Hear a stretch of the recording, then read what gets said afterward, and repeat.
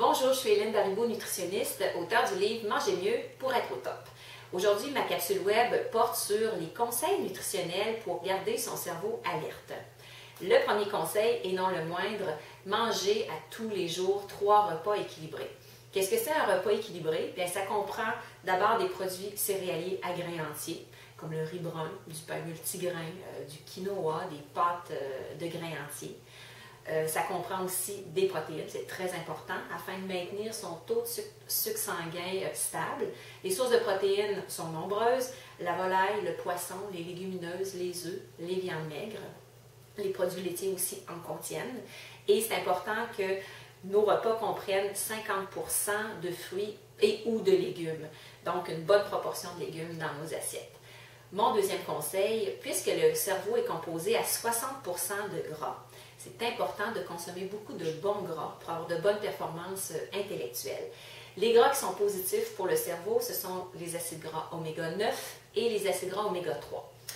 Les oméga 9, on les retrouve dans l'huile d'olive, dans l'huile d'avocat, dans les olives et les avocats évidemment, dans les noix, on en a dans les amandes, dans les pacanes, dans les noix d'acajou, dans les noisettes.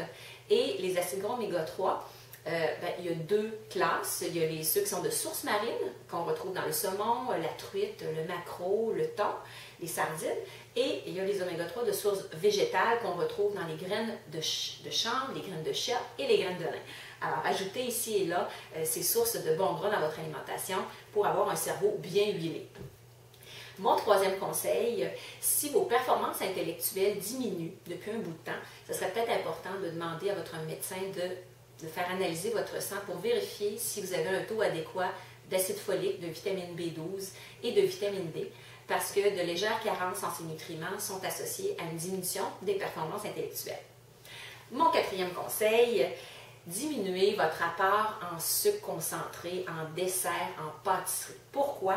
Quand on mange beaucoup de sucre, rapidement après la consommation, le taux de sucre dans notre sang monte rapidement. Mais ce qui se produit aussi très rapidement, 1 heure après, c'est que ce taux de sucre baisse aussi rapidement.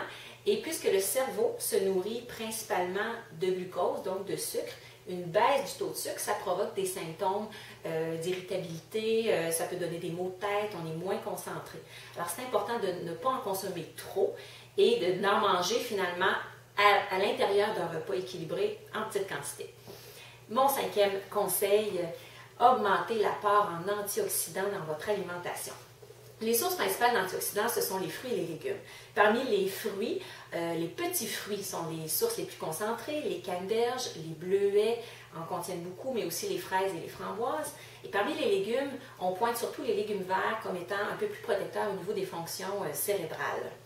Mais il y a des antioxydants aussi dans les épices, comme le clou de girofle, la cannelle et le curcuma. Donc, on peut ajouter ces épices-là dans différentes recettes.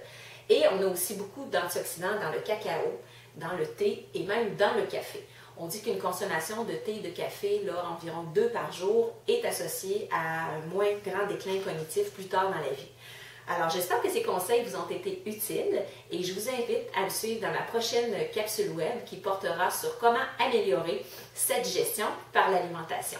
Là-dessus, bonne semaine!